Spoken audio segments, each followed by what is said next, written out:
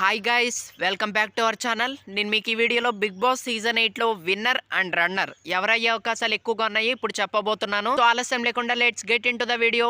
Big Boss season 8 లో winner అయ్యే అవకాశాలు ఎక్కువగా గౌతమ్ కృష్ణకు ఉన్నట్లయితే తెలుస్తుంది. ఎందుకంటే Gautam Krishna solo gamer, genuine contestant, one of the best contestant అని కూడా చెప్పుకోవచ్చు.